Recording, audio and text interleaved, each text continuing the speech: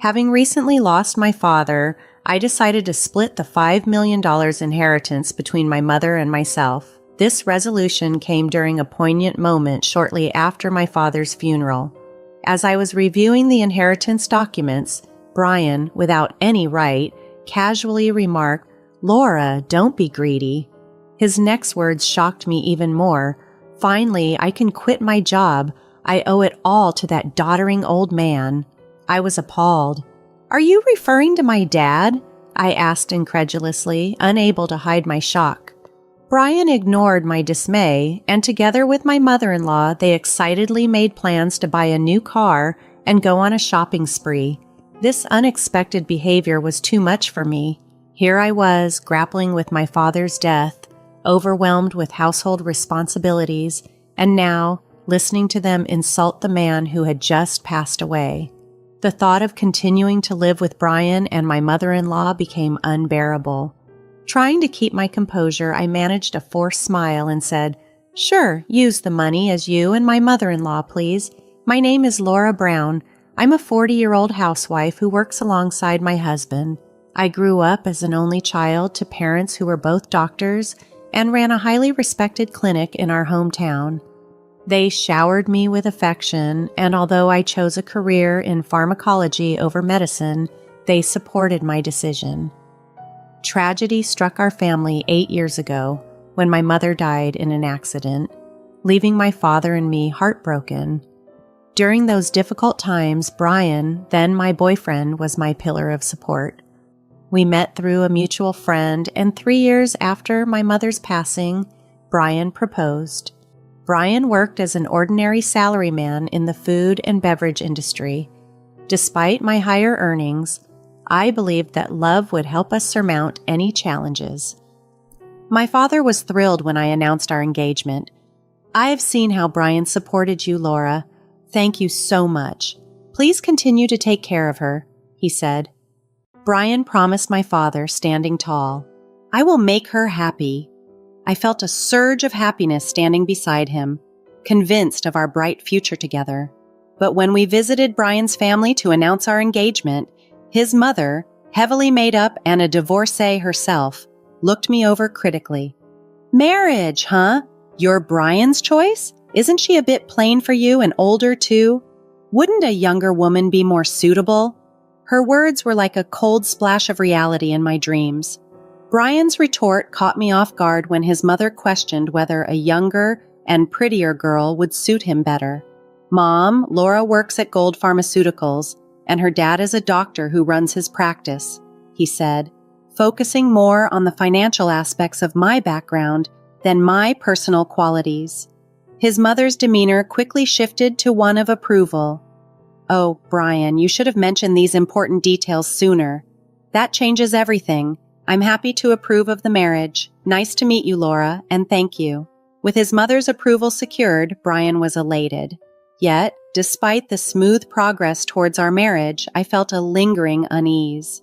As we prepared to officially register our marriage, my father, who was not only a doctor but also a property developer, presented us with a generous wedding gift, an apartment in Philadelphia, USA. I shared the exciting news with Brian. "Dad has given us this apartment as a wedding gift.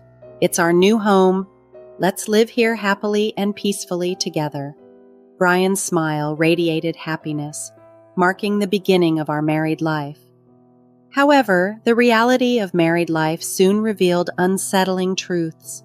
Brian, who had lived with his parents until our marriage, seemed almost entirely incapable of handling household chores. He couldn't cook, was clueless about operating the washing machine, and showed no interest in learning. His habits were messy. He left garbage scattered around and never bothered to clean up. While I was committed to sharing household responsibilities evenly, Brian's carelessness only increased my frustration. During our first year of marriage, I shouldered all the household duties. Although it was our honeymoon phase, the burden of managing both work and home life alone wore me down. By our second year, I reached my breaking point and decided it was time for a serious discussion about sharing household duties. I gathered my courage and expressed my dissatisfaction to Brian, hoping for some understanding or willingness to change. To my dismay, his response lacked both gratitude and reflection. "I'm tired from work too," he said dismissively. "You're much better at chores than I am. It's better if you handle them since I'm not good at it." Dismissed so casually, Brian continued to avoid helping with the chores, leaving me to manage our home almost single-handedly. As our marriage progressed, I found myself increasingly bearing the burden of our household responsibilities, but that wasn't the only challenge I faced. After marrying Brian, I also discovered that his mother had some demanding expectations. Brian never showed much interest in celebrating seasonal occasions, so I decided to send a thoughtful gift to his mother for Mother's Day. I chose a high-quality scarf and a bouquet of carnations, thinking she would appreciate the gesture. However, her response left me stunned. She called me, sounding displeased, and criticized the scarf for not being a luxury brand item. I attempted to explain the quality of the scarf, but she dismissed my explanation, insisting that she only wanted gifts from renowned luxury brands. Feeling bewildered, I relayed the incident to Brian when he returned home, hoping for some support. Instead, his response was dismissive. "It's just a scarf, just do as she says." From then on, to avoid conflict, we resorted to giving her cash as she demanded. Moreover, by our 6 years of marriage, Brian's mother began to visit our home frequently, often finding reasons to ask for money. Brian, without hesitation, would always oblige, handing over money with a smile.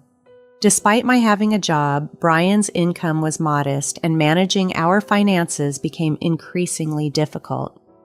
Driven by desperation, I began to dip into our savings and cut living expenses. Despite my frustrations, I reminded myself that Brian's mother had supported me during tough times, and as the mother of someone I cared about, I felt compelled to endure these challenges.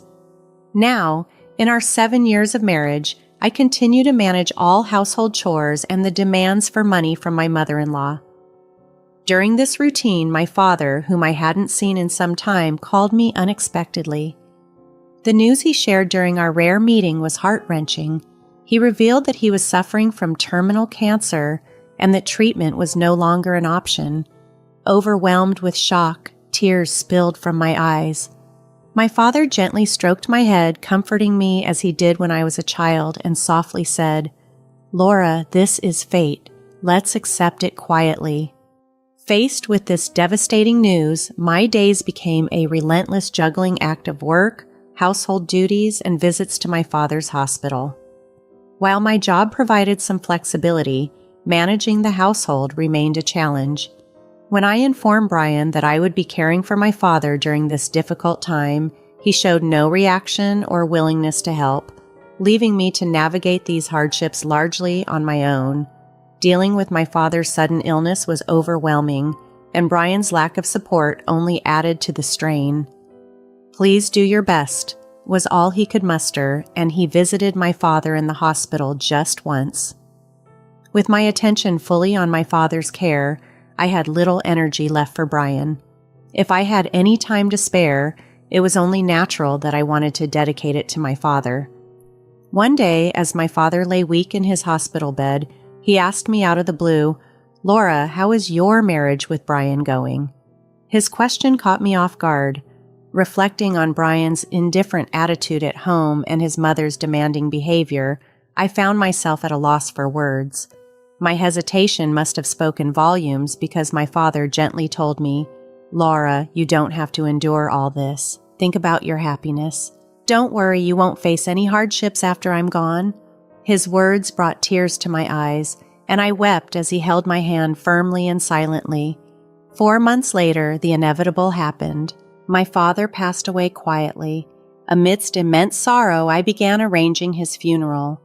Brian, however, seemed detached from my grief and offered no help with the preparations. Despite this, I was too occupied with the funeral details to focus much on Brian. Many friends and acquaintances came to pay their respects, making it a deeply moving farewell. Even the usually indifferent Brian and his mother attended. The day after the funeral, I received a call from a lawyer regarding my father's inheritance. I arranged a meeting to discuss the details, and what I learned was both surprising and overwhelming.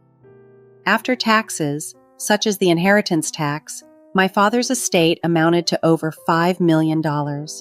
He had been successful not only as a doctor but also in real estate investments, leaving behind a substantial fortune, all of which was to be inherited by me, his only daughter.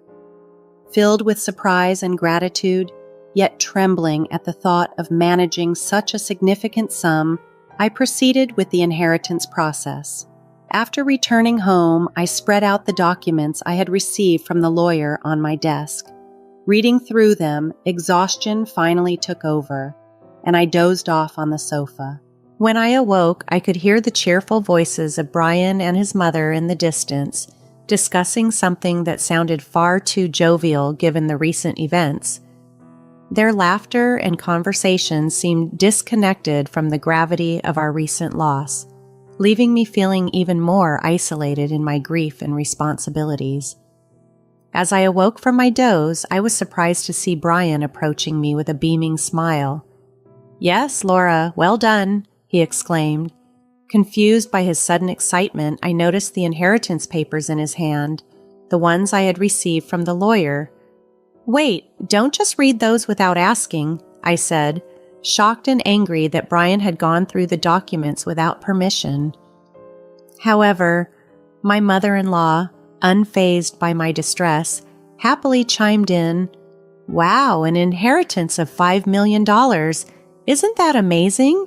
Now we can live comfortably for the rest of our lives." I was stunned and couldn't understand why she was so exuberantly laying claim to the inheritance. Brian then turned serious and declared, "About this $5 million, I've decided it will be split between me and my mom." His words felt like a blow, especially since it was right after my father's funeral. Brian had looked through the inheritance documents without my permission and boldly stated, "Laura, don't be too greedy. Oh, now I can finally quit my job. I have to thank that doddering old man." "Doddering old man? Are you talking about my dad?" I blurted out, my voice tinged with disbelief and hurt. "Well, anyway, let's proceed with the inheritance process and get the money into our joint account as soon as possible," Brian continued, ignoring my shock over his blunt and disrespectful remarks. As Brian and my mother-in-law excitedly discussed plans to buy a new car and go shopping, my emotions reached a boiling point. I was burdened with household chores and constantly asked for money, and now they had insulted my deceased father.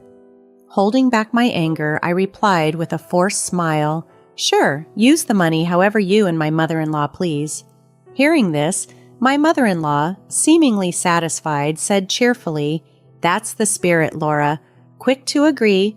Now make sure you work hard and earn money. I don't want our savings to decrease, so work hard." I just nodded, pretending to listen to her selfish words. Afterward, Brian and my mother-in-law began living extravagantly as if they had suddenly become millionaires. Brian quickly quit his job, and my mother-in-law practically moved in with us, staying at our house constantly. They would leave in the morning and return laden with luxury brand items from their lavish spending sprees. They even started critiquing high-end restaurants. "The 3-star restaurant we went to today wasn't as great as I expected," they would say, discussing their outings as if they were seasoned celebrities, detached from the reality of our situation. While I was left to manage all the household duties as if I were a live-in maid, Brian seemed under the impression that my father's inheritance would be readily available. He began withdrawing money carelessly from our joint account, and my savings of $140,000 rapidly dwindled. When I confronted them about their excessive spending, Brian just laughed it off. "What are you worried about? Isn't $5 million coming soon? This kind of spending is no big deal." Despite my warnings and protests, Brian completely ignored my concerns. Then, a month later, Brian and my mother-in-law abruptly left for a vacation to Hawaii. I wasn't invited and found myself alone at home. After waving them goodbye, I decided it was time to take a firm stand. About a week later, while I was enjoying a quiet day at home, I was startled by a loud knock on the door. Peering through the intercom monitor, I saw Brian and my mother-in-law standing there, dressed in Hawaiian shirts, looking puzzled. "What do you want?" I asked calmly, yet coldly. Angered by my demeanor, Brian retorted, "What are you talking about? Why won't the door open?" Confidently, I replied through the intercom, "Well, I changed the locks on the door, so of course it won't open." "Why?" "Let's talk this over calmly at the nearby cafe. Please go ahead, I'll join you shortly," I suggested. After a moment of shouting and frustration, they realized their efforts were futile and headed to the cafe. Once I was sure they had left, I followed them. Upon arriving, I found Brian and his mother already there, waiting in a state of fury. "Hey, what's this about? Did you change the locks? Hand over the new keys right now," Brian demanded. "There's no need for me to give you the new keys. You both need to leave that house," I told them calmly. Facing a visibly angry Brian, I pulled out a piece of paper from my bag. It was a divorce petition I had already filled out. "Divorce? You're serious about divorcing me?" Brian was stunned. His mother, equally shocked and bewildered, chimed in, "Laura, why has it come to this?"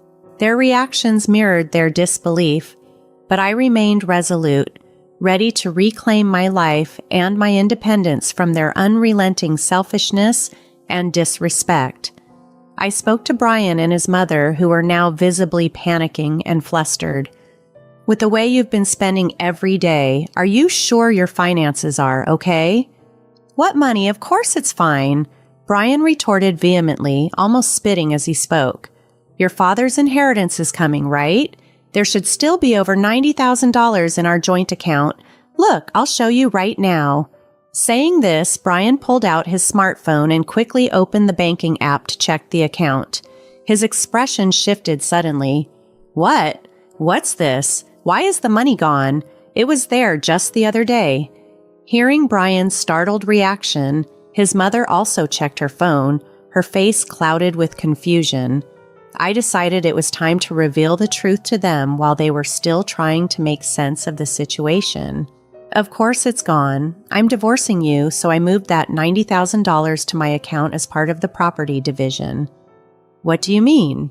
Brian's face twisted in anger for a moment, but then he smirked as if a thought had struck him. "Fine, I'll divorce you then. Transfer the inheritance you got from your dad right away. After all, property acquired during the marriage is split half and half in a divorce, right?" "You might be misunderstanding something," I replied calmly. "Did you not know that the inheritance I received, even though it was during our marriage, doesn't count for property division?" There was a moment of silence as this sunk in. Then Brian and his mother's expressions changed drastically. Perhaps they truly believed they would receive part of my inheritance. I could only sigh in disbelief at their ignorance. "No, that can't be true. That's impossible." His mother's face turned red, a mix of denial and anger flaring up. "Please check for yourself," I said, a hint of mockery in my voice. Brian started frantically searching on his smartphone. "It says here, property inherited by one spouse from a parent is considered separate property. Therefore, it's not subject to division and can't be split between the spouses." "What? Seriously?" His mother, too, looked at the screen in shock. Then Brian approached me, pleading desperately, "Laura, please don't divorce me. I have no savings and no job. How am I supposed to live if you divorce me?" Faced with Brian's weak attempt to sway my decision, I spoke to him clearly and firmly. "What are you talking about? Take responsibility for your actions. I will never forget how you both treated me. I'm divorcing you, and I'll go to court if necessary," I stated firmly, my resolve unwavering. Brian and his mother, taken aback by my fierce determination, a side of me they had never encountered before, shrunk back in fear, their whispers barely audible. With their spirits clearly dampened, I walked out of the cafe with my head held high. In the weeks that followed, Brian and I underwent the divorce proceedings smoothly. The $90,000 I had prudently moved from our joint account was duly recognized as part of the marital property division. Over time, I succeeded in removing Brian and his overbearing mother from my house. Having frivolously spent the money from our settlement, Brian found himself without a penny to his name. Compounding his woes, he was buried under a mountain of bills from lavish overseas trips and other reckless expenditures he had charged to his credit cards, plunging rapidly into debt. To manage these expenses, Brian and his mother were forced to incur even more debt, and now they reside in a dilapidated apartment, laboring tirelessly every day to climb out of their financial pit. The stark reality of their new, humble lifestyle was a brutal shock compared to their previous extravagance. On my end, I made significant changes to my life. I sold the condo I once shared with Brian and moved into the apartment that had belonged to my father. I continued with my job, and thanks to the inheritance I received from my father, I now enjoy a comfortable financial situation. I live with a deep sense of gratitude for my late father, whose legacy has given me a new lease on life. With this fresh start, I am committed to cherishing my life and looking forward to a future filled with peace. I am determined to protect my happiness and spend my days living tranquilly, savoring the stability and serenity I have worked so hard to secure.